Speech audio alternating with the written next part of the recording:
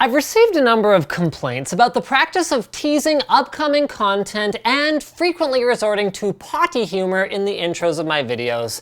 I wanted to address both of these issues once and for all with an official statement, but instead I opted to remind you guys to make sure you're subscribed so you don't miss our upcoming tour of the Sennheiser factory, which is coming very soon, and to introduce the topic of today's video with an analogy. Open-air test benches versus traditional cases are kind of like boxers versus briefs. The pros and cons of the look is open for debate, but we can't deny that while boxers provide more airflow and allow for easier access to key components, they just don't wrap things up in a tight little package the same way briefs do. And the same goes for test benches versus cases. Thanks guys, you've been a terrific audience.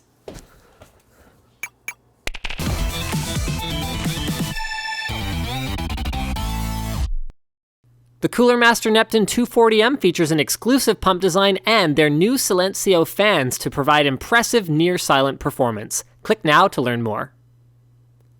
Normally on a case, I would look at the inside and the outside, but the Dimastech Mini V1 and Easy V3 are open test benches, so there is no outside really. So we're gonna do more of like a setup guide thing today then, focusing on the Mini V1.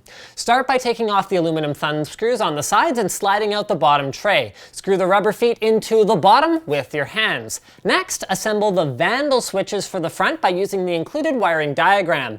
This was a little janky than I'd have hoped because the clips aren't really the right size for the nubbins on the back of the switches, but it will work as long as you don't accidentally pull them off. Take off the fastening nuts, put them through the holes in the front, then tighten the nuts from the back. If you want more complete front I/O, the Mini V1 has one empty spot for a USB 3 port, and the Easy V3 has room for a more complete set, but neither of them includes this accessory by default.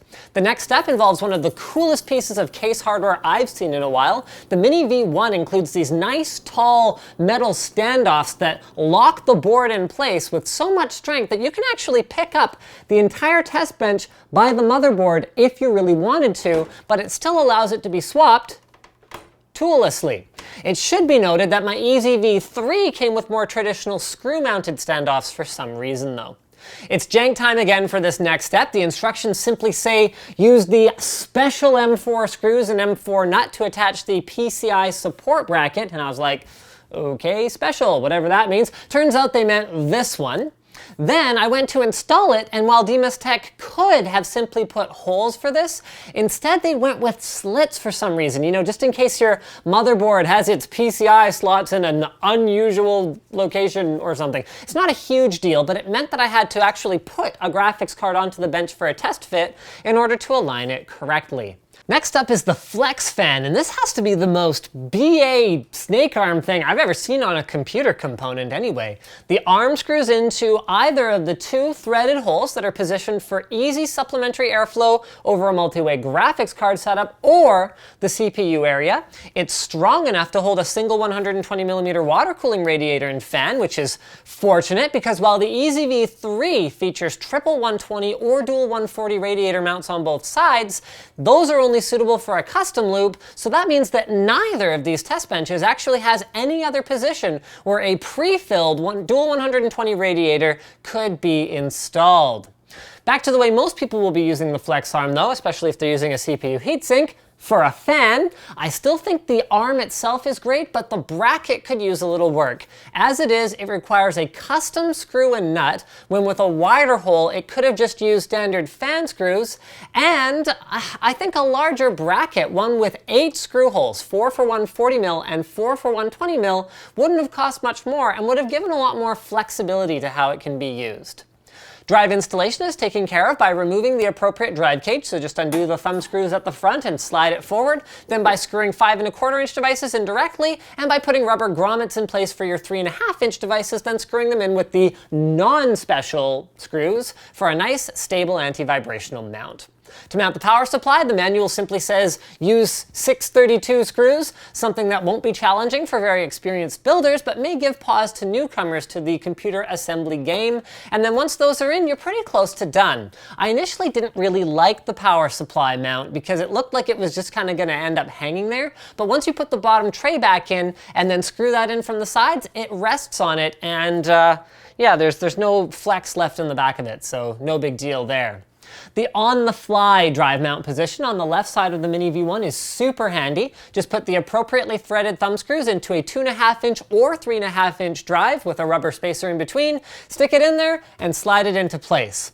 I wish there were more cable management options that didn't involve running across the top or the front of the bench, especially since the power and reset buttons are right there, but again, not a huge deal given it is an open-air bench. Which leads us to the conclusion. Dimastech actually reached out to us, not just to do a review, but to ask if we were interested in switching from the high-speed PC tech stations that you guys normally see in our videos to theirs exclusively. And while the Mini V1 and its bigger brother, the Easy V3, are solid, well-built test benches that we will use, it's not such a slam dunk victory that I'm ready to throw my tech stations in the garbage.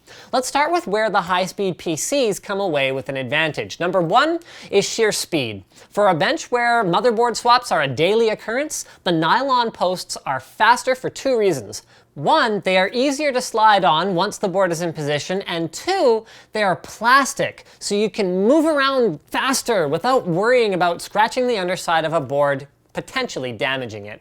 Number two is fan mount positioning. If you just want a fan, the Flex fan system is great for pointing it at wherever your hotspots are. But if you want an all-in-one CPU cooler, especially a dual 120 rad one, the Dimastechs fall short. And number three is footprint.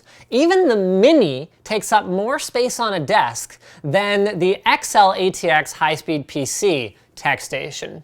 Which I guess leads us into the Dimastech advantages. Number one is if you're using it as an actual case and you're looking to pimp out your bench, they've got a ton of really great accessories. XL ATX adapters for the Mini, drive mounting adapters, a better power supply support, and even their rad X'd shrouds that let you tack more radiators onto your system. Number two is they look a lot better than the ones we normally use in person, and more importantly for us, on camera. So if you want your test hardware to look more presentable, let's say you want to take photos of it for a forum that you're a member of or whatever else, the Easy V3 and Mini V1 come away clear winners here. Number three is build quality. Some of our tech stations feel like they're going to come apart when you lift them. They've been in use for a couple of years. Not going to happen ever with the steel construction of these units. And then finally, number four is assembly time. It only takes about 15 minutes, even struggling with the manual a little, to assemble one of these out of the box for an experienced builder, whereas the high-speed PC ones do take quite a while to put together. So in summary, there's room for improvement. Better documentation in particular would be great, and I'd really like to see a better system than a little screw cap container for all the mounting hardware, maybe something that clips onto the bench for easy storage. But all in all, this is a quality product and great as a presentable looking test bench or open air case for custom water coolers and air coolers. Speaking of presentable looking, you guys may have noticed I've been wearing this shirt lately and wondering where you can get one. Well, for the value price of just $19.95, you can have your very own Keep On Diggin' shirt, just like this one here. So whether it's our brohams at Ubisoft telling us about the cinematic experience of gaming at 30 FPS, or really any other company that just seems determined to make everyone hate them, American ISPs anyone, you'll be ready with encouragement and a pixel art shovel. If we all work together, maybe we can create a network of tunnels through the Earth's core with high-speed, heat, and pressure-resistant trains that run through them, revolutionizing worldwide travel forever. Or not. Also guys, so I think that's it. Like this video if you liked it, dislike it if you disliked it, leave a comment if your feelings are more complicated than this. Also check the link in the video description. You can buy a cool t-shirt like this one. Haha, I kind of already said that. You can give us a monthly contribution straight up, or you can change your Amazon bookmark to one with our affiliate code. That kind of stuff helps us out a lot. Thanks again for watching, and as always, don't forget to subscribe.